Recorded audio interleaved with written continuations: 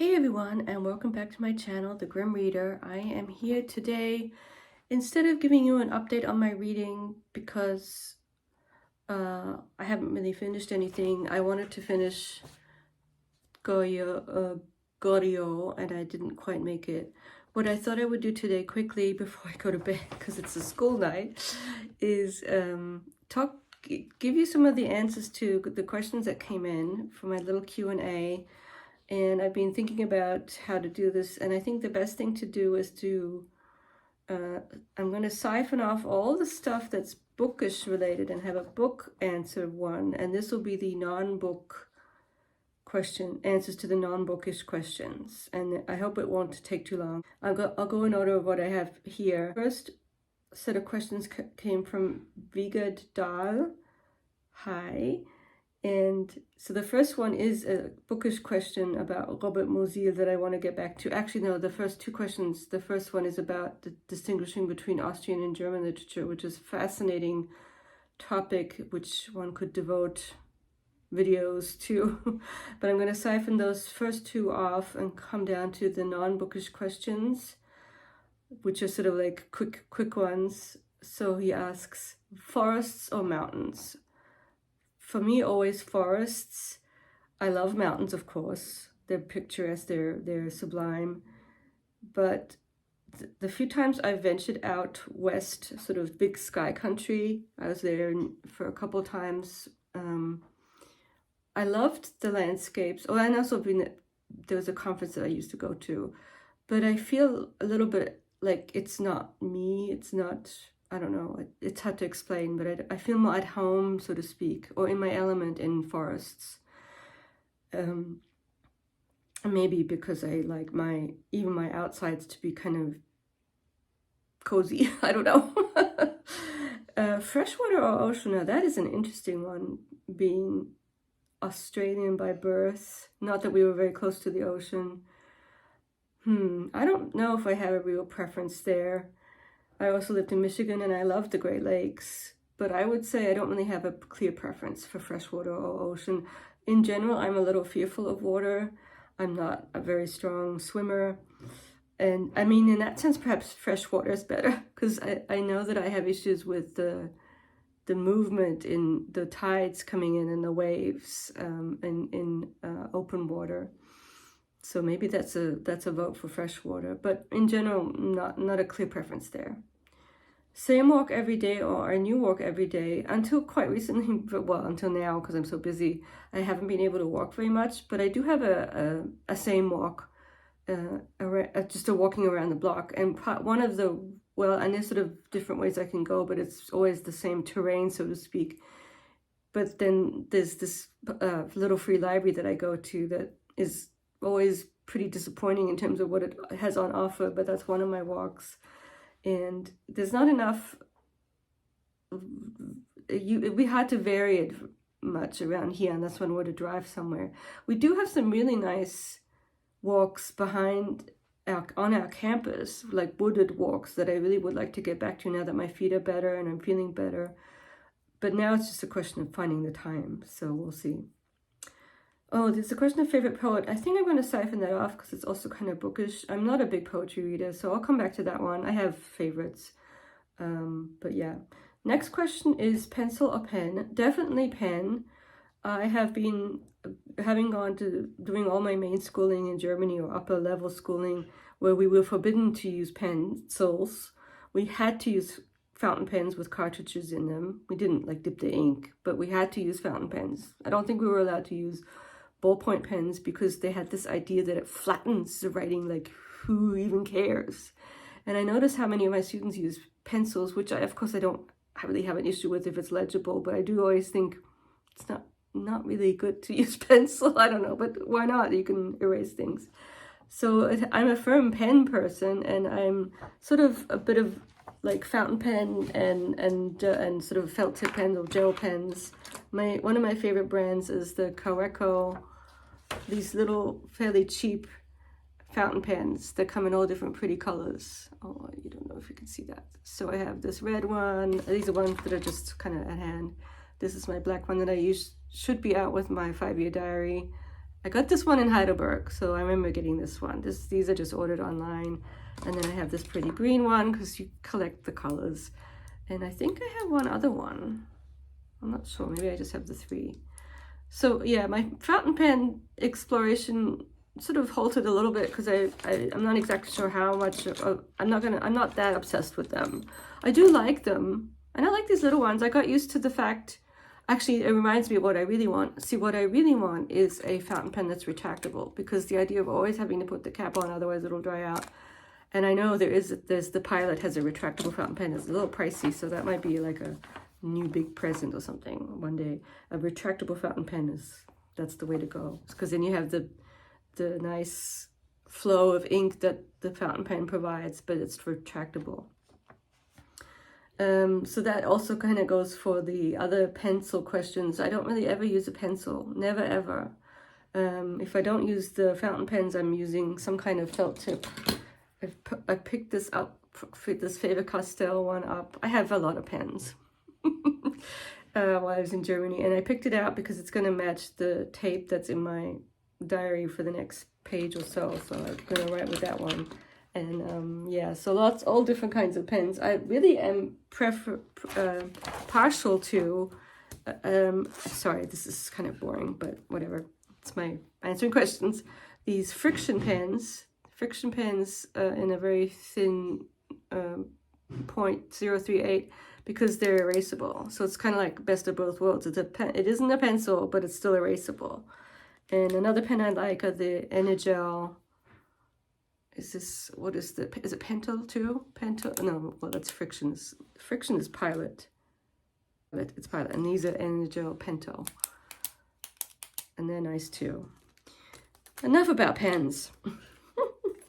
Moving on to most underrated German cities. So the ones that I know, I used to go shopping in Darmstadt. So that's in the middle. That's near Frankfurt. It's to the south of Frankfurt. That's a nice city, and I don't think it's I'm not sure if it's undervalued, and I'm going to put in a vote for, I think the town that my sister lives in, Wiesbaden, is really quite nice and interesting. It has interesting history. It has a Russian church that's connected to people who came to visit. It has this kind of flair, the casino flair. It's across from Mainz, which is better known, I think. And so for that reason, and it's also the capital city of Hessen. I think Wiesbaden's a little undervalued, or at least kind of a bit of a hidden gem, sort of speaking. I was just reading about how the Franco-Prussian War started, and the little town on the Lahn River, the Lahn Valley, Bad Ems, where there was this whole famous letter that was exchanged and maybe started the war. I don't know the ins and outs of it that much, but I remember back in the day, a long time ago, comparing the Lahn Valley and driving through it as opposed to the Rhine, which is very touristy, it's still beautiful. It's worth a trip too. But then you go to the Lahn Valley and it's quieter, and it's also very beautiful with the towns along the river Lahn, this tributary of the Rhine that goes through these towns in Hessen, I think too. So the Lahn Valley as a nice sort of secret area to go visit on a nice sunny day would be wonderful. Not to say that, actually, in a way, the Mosel River going off of the Rhine the other way is another kind of secret, not so touristy area. It's somewhat, people visit it. It's known for the Mosel wine. So that's not exactly cities, but the areas that I would suggest. Yeah, and then, so Doris asked about trollops, so I'm going to save that for the book one. And then the same thing goes for Guljurt's question about Zola. And same for Renee's question about modern classics and touchstones. There may even be 2 book videos, because I might do a whole video on my touchstone books. We'll see. And I'll wait till I have a little bit more time, maybe during spring break, which is coming up in a couple of weeks. Oh, spring break is when I get to grade all the papers. Please, thoughts and prayers. A little bit. It's just mentally draining, as my lovely lady at the salon said today. Moving on into some questions from Laura, who also had bookish questions that I'll siphon off. And then she gets into non-bookish questions relating to my background. When did I move to the States? Long time ago. So I have been living full-time in the States because I never really moved back since graduate school. Actually, I came here on a scholarship from Germany, kind of like the equivalent of a Fulbright, but coming the other way from Germany. And it wasn't through Fulbright; it was through the German Academic Exchange Service, DAAD. It was an Amerika-Stipendium. It was really I'm winning the lottery for that one. A full year with a salary basically to study, no tuition, nothing, and pay. I mean, like a fairly juicy stipend. It was so funny to have that for the first year when I was just a scholarships kid. And then to only have the tuition remission and no pay, I had to scrounge around. I had all these weird jobs on campus at UMass Amherst. I was poor. There were weeks when there were many weeks when I lived on ramen, as one does when one is a poor student, kind of part of the experience. And it was still good times. It was great times, but it was poor times. Actually, I mean, all through graduate school, it was kind of lean. I remember getting my first quasi-real paycheck as a visiting professor, so it wasn't very much. But I was like, whoa, this is actually real money. Anyway, back to when that all was. It was the 80s. It was 1987 I came. So beginning of August, first week of August, 1987, to orientation for the scholarship people. And the orientation was at Northwestern, where I ended up going back to get my PhD in the 90s. I had no clue that would happen. So I went, first week was Northwestern, and then UMass Amherst, where I spent a lovely time, about 5 years. I took my sweet time to do the scholarship and quasi-finish my bachelor's, and then took my sweet time finishing my master's. People do it a lot quicker, but I was able to kind of get out of paying more money by sort of being quasi past-time. I don't even know how I did that, but yeah, and it was good times because, you know, it was a fun place. UMass Amherst was great. Living in Northampton, Massachusetts was great too. So yeah, I've been here since 1987. And I mean, the only time I moved back for any length of time was in graduate school in the 90s. I got sort of sent back as an exchange student, sort of, to Mannheim University for about 3 months or 4 months, three or four. It was the longest time I've ever been back to Germany since I moved here. But I go back regularly, and I'm actually going to go back again in August, but more about that another time. And then we have the question about, do I intend to spend my retirement here where I'm currently living? Yes, probably. To be realistic, we are very settled here in our cute little house, you know, very nondescript little house. We have a really nice backyard. He's working. He's going to rewild it and make it perfect or better, and we love our house, and we don't mind the town. I am down on it a little bit, mainly because it doesn't have a bookstore or things like that. It's kind of student centric, but it's fine. We're pretty settled here. He's from Ohio. My husband's from Cleveland. And the only thing I really wish, well, for one thing, they keep saying the Amtrak we might get a station in town, which would be great because then I could hop on the train from Oxford to go to Chicago. That'd be great to get out more easily than having to drive somewhere. There's no buses. There are ways to get to Cincinnati without a car, but it's not that easy. And then, so that would be nice to get Amtrak here, so then we could go to Chicago or wherever the other direction. I don't know, take the train to Cincy, I guess. And then getting to the fact that when you go to the airport, there aren't, like, a direct flight to Germany from Cincinnati airport would be perfect, because that's how it was when we lived in Michigan. We would drive to Detroit and then you're in Frankfurt on one plane. But not here. You always have to go somewhere else first, and that's kind of annoying.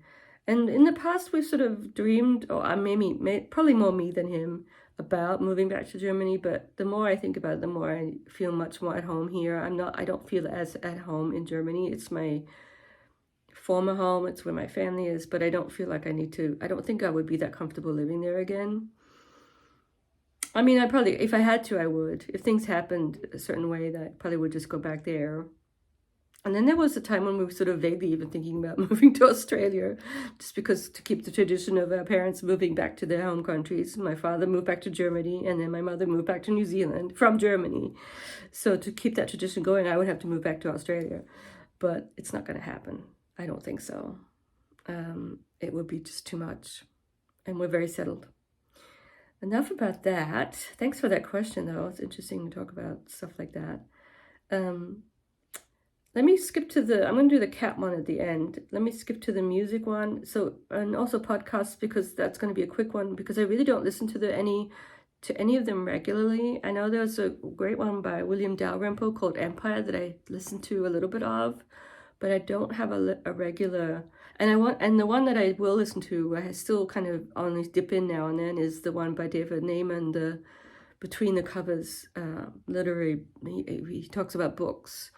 Podcast. That's amazing, and I sort of dip in and I listen to them, but it's almost like I want to take notes. It's really good. Between the Covers from Tin House Publishers, and a lot of sort of newer stuff, really interesting. And he's a great interviewer, very sort of far-reaching and thoughtful. So that's what I have to say about podcasts. And then here at the end, let's talk about the cat question. Have you ever just had one cat? How does that compare to having several cats? I'm wondering about adopting another one and like to hear about other people's experiences. Yes, we had one cat our first cat was named Belle, and she was very fluffy. She was a true Persian, and she hated other cats, and she was very mean to them. Because we would have, even back then with her, probably liked to have another one. But she said no. She talked to us. She told us very, very clearly that we will never be able to have another cat with her. And that's even how we got her, is that she had been left with a woman where Bill was in grad school, and was being mean to all the other cats that the woman had. And so she needed to get rid of Belle, and we took her. And we loved her. She was just our baby, and when you only have one, you just have the one, and she was fine. It was sad at the end. She got kind of a stroke, and it's always sad at the end. And, that was fine. But then I think because we sort of, and then it was so funny how we fell into having 4. This is the original 4, as I say. We're now on our second round of 4 cats. Is it 4 or 5? No, it's 4. It's 4. And then we have Opus, but newsflash, there's another black and white kitty who's kind of adopted us. He's outside, but he's more tame than Opus, so we may have a new cat. He hasn't come in yet, and there's always the issue of trying to get him, make sure that he's had the operation. So I'll keep you updated on. So sorry to be kind of rambling here, but Bill decided he had a clown face, which he doesn't. He has a perfectly beautiful face with lovely white eyebrows and whiskers. And I said, no, we cannot call him clown face. And for some reason in my mind, when I think of clowns, I think of the name Gonzo, and I don't know why. So that's his name. Oh, maybe I was thinking Bozo, and I said Gonzo. Maybe that's what I was thinking, Bozo. Oh, I'm glad he's not Bozo, because now his name is Gonzo, and it's stuck. We like that name. He's very cute. I'll try and get a picture of him. So how does it compare having more? I would say 2 is nice, because that's like, it's not, when we have this imbalance, and I've heard people say the minute you have more than 3, you're crazy cat territory, and the 3's the limit. So we're beyond that a little bit. We're not a lot beyond it, because we have 4, and then we have Opus, the outside kitty, and now Gonzo. So 4 and 2/4 cats or whatever, who come by irregularly. Opus is still going strong. I don't know how much longer. It can't be that young. But these are outdoor kitties that have just, I don't know. Opus is amazing. But so once you have 4 is a lot, and they do kind of run the roost around here, and especially because things like how Mr. T, we let him in and out. Most people wouldn't put up with that. Or like he'll come to the window and I open the window for him, because we don't have a cat door. So we're overly indulgent of our kitties, and we're fully aware of that.